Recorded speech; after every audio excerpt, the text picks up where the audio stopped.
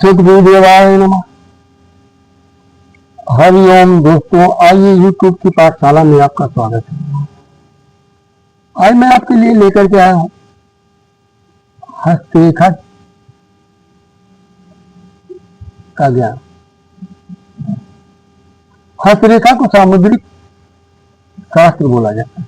समुद्र शास्त्र, सामुद्रिक रहस्य को हस्तरेखा बोला जाता है। तो हस्तरेखा के विषय में आप बहुत कभी पंडितों को हाथ दिखाते होंगे, कभी ऐसे राह चलते तोते वाले रहते हैं उनको भी आप हाथ दिखाते होंगे। लेकिन आज मैं आपको हस्तरेखा का विषय बहुत बड़ा है, वो एक वीडियो में नहीं आ सकता। आज मैं खाली एक रेखा के विषय में बताऊंगा। उस एक रेखा के विषय में बताऊंगा, ठीक से बताऊंगा। अगर आप ध्यान दोगे आपको उस रेखा के विषय में सही और सटीक जानकारी हो जाएगी और आप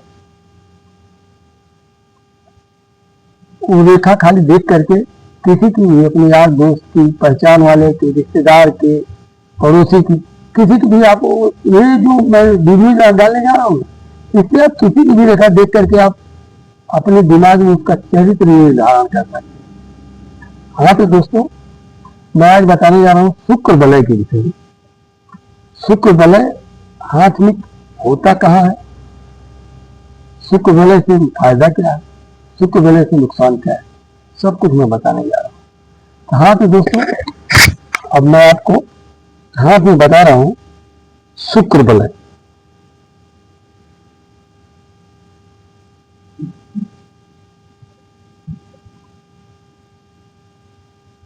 ये हाथ में देखिए, ये हरी लाइन दिख रही है आपको, यही शुक्र वलय, यही शुक्र वलय। शुक्र वलय कभी भी एक तर्जनी और मध्यमा के बीच से अनामिका और कनिष्ठा के बीच में ये शुक्र वलय अर्धचंद्राकार होता है। ये शुक्र वलय अर्धचंद्राकार होता है। अब आप ये अर्धचंद्राकार, ये आपका शुक्र वलय है, देख लीजिए, ये है शुक्र वलय। एक बार फिर से ध्यान से देखिए शुक्र वलय कैसा होता है। अब आपको मैं शुक्र वलय के विषय में बताता हूँ। शुक्र वलय को हस्तरेखा शास्त्र में या समुद्र शास्त्र में बोला जाता है कि जिसके हाथ में शुक्र वलय होता है वो लोग सौंदर्य प्रेमी है। दोस्तों, कहने की बात है खाली सौंदर्य प्रेमी। सौंदर्य प्रेमी का मतलब क्या होता है? खाली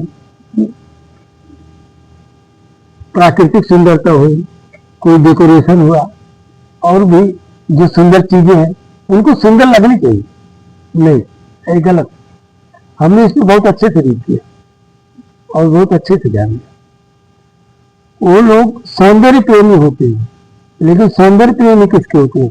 खाली स्त्रियों के सौंदर्य प्रेमी। मतलब वो स्त्री कैसी भी हो उनको सुंदर होती है। अच्छा, यह हस्तरेखा में जो शुक्र वलय होता है, शुक्र वलय एकदम ऐसे ही सटीक हो, कहीं से कटा पिटा ना हो। और मस्तिष्क रेखा, आपको मैं मस्तिष्क रेखा बताता हूं। ये होती है मस्तिष्क रेखा हाथ में। ये हाथ में मैं निशान लगा रहा हूं शुक्र वलय के नीचे, ये होती है मस्तिष्क रेखा। शुक्र वलय के नीचे हरा निशान में सीधा लगाया है हमने, और मस्तिष्क रेखा होती है। अगर ये मस्तिष्क रेखा छोटी है तो फिर भी देख लो मस्तिष्क रेखा, ये मस्तिष्क रेखा नीचे वो हरे कलर में हमने सीधी लाइन खींचा है, वही मस्तिष्क रेखा है। ये मस्तिष्क रेखा अगर छोटी है और शुक्र वलय एक दो जगह से कटा हुआ है, आपको मैं काट करके अब दिखाता हूं। ऐसा अगर शुक्र वलय कटा हुआ है, देख रहे हो ना, शुक्र वलय अगर कटा हुआ है और मस्तिष्क रेखा की लंबाई कम है, छोटी है, आधी है, जितना मैं खींचा हूं अगर इसकी आधी है तो वो आदमी व्यभिचारी है।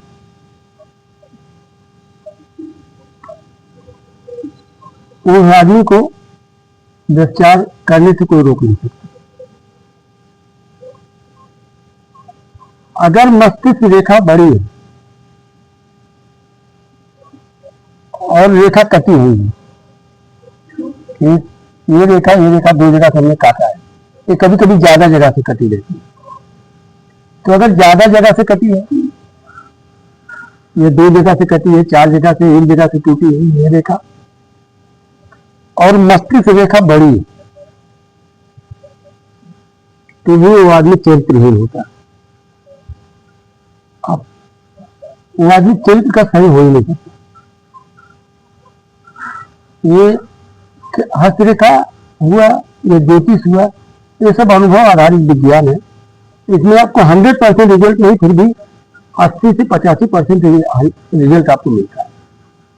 80 से 85% बातें इसमें सटीक होती है, क्योंकि ये अनुभव आधारित विज्ञान, इसको नापने के लिए कोई मशीन नहीं है।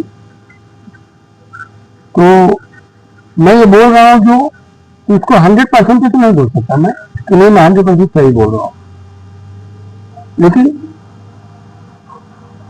85% की इस बात में दम है कि जिसके हाथ में एक। अच्छा, एक चीज और, अगर किसी के हाथ में ये शुक्र वलय बहुत अच्छी स्थिति में है, मस्तिष्क रेखा बहुत अच्छी स्थिति में है, रेखा कटी भी नहीं है, तो आदमी सौंदर्य प्रेमी तो होगा लेकिन व्यभिचारी नहीं। अगर रेखा कटी नहीं है, शुक्र वलय कटा नहीं है और मस्तिष्क रेखा लंबी है, तो सौंदर्य प्रेमी होगा, स्त्रियों का प्रेमी तो होगा वो, लेकिन कुछ चरित्रहीन व्यभिचारी नहीं हो सकता। उसकी कंट्रोलिंग पावर जबरदस्त होती है, तो वो आदमी खुद पे कंट्रोल कर लेता। लेकिन अगर दिमाग, मस्तिष्क मतलब दिमाग, अगर दिमाग की रेखा कमजोर है तो फिर उसकी कंट्रोलिंग पावर खत्म हो जाती है। अच्छा, एक चीज और आपको बताता हूँ, जिसके हाथ में एक शुक्र वलय एकदम अच्छी स्थिति में, मस्तिष्क रेखा भी बड़ी, उसका दिल बहुत मजबूत होता है, क्योंकि ये शुक्र वलय जो है ये हृदय रेखा के नजदीक होती है, और जब ये रेखा हृदय रेखा के नजदीक रहेगी तो हृदय रेखा को इससे बल मिलता है। एक तरीके से 2 हृदय रेखा का काम करती है, तो ये हृदय रेखा को आपके बराबर ताकत देती है और आपके का हृदय मजबूत होता है। और हाँ, एक चीज और ध्यान दो, अगर हृदय रेखा आपकी यहां से निकल करके, ये देखिए, ये छोटी अंगुली के साइड से हृदय रेखा निकलती है, ये छोटी अंगुली के साइड से हृदय रेखा निकलती है और सीधा ये तर्जनी की साइड में जाती है। कनिष्ठा के साइड से हृदय रेखा निकलती है और एक तर्जनी के साइड में जाती है। ये देखिए, ये हृदय रेखा शुक्र वलय से टच होकर के एकदम हृदय रेखा है सीधी, और वो रेखा अगर आ करके आपके मध्यमा अंगुली के नीचे कट जाती है, रुक जाती है। हृदय रेखा अगर यहां से निकलती है कनिष्ठा से और मध्यमा अंगुली के नीचे आ करके रुक जाती है, और शुक्र वलय कटा हुआ है, तो मान के चलो वो आदमी अगर आपका दोस्त है, उसको घर की औरतों से संपत्ति में मत आने, वो पक्का है आपके साथ विश्वास ना करे। चरित्रहीन तो है, तो चरित्रहीनता के लिए आप ही का घर चलेगा। आप ये चीज फिर एक बार ध्यान कि शुक्र वलय है हाथ में,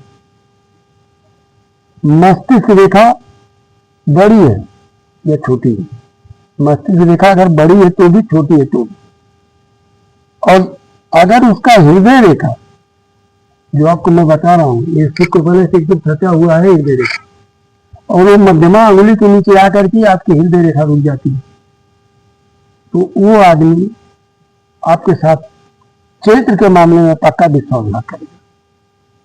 उससे आप सावधान रहना। ऐसे लोगों को घर की औरतों से ज्यादा मेल व्यवहार मत करने देना। ये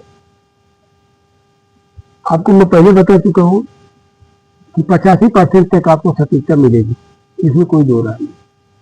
और भगवान न करे कि हृदय रेखा भी आकर के मध्यमा के नीचे रुक गई है, शुक्र बलय भी है, कटा हुआ भी है और मस्तिष्क रेखा भी छूटी, फिर तो आदमी आपके लिए एकदम 100% खतरे की घंटी है। उस आदमी से जितना हो सके उतना दूरी बना लो। मैं तो ये बोलूंगा घर की बात जाने दो, उससे दूर से ही राम राम कर लो, भाई माफ करना, ऐसा बोल करके दूर से ही दूरी बना लो, क्योंकि ऐसा आदमी आपके लिए बहुत नुकसानदायक हो सकता है। ऐसा आदमी आपके लिए बहुत नुकसानदायक हो सकता है। ऐसे आदमी से जितना हो सके उतना दूर संपर्क ही खत्म कर दो, नहीं तो ये आदमी कभी भी आपको नुकसान पहुंचा सकता है। हाँ तो दोस्तों, अभी आपको मैंने आज हस्तरेखा के विषय में बताया और अगली वीडियो में आपको मैं वापस ईशान दिशा के विषय में बताऊंगा, वास्तु ज्ञान ईशान के विषय में बताऊंगा। दोस्तों, हरिओम, जय सतगुरुदेव।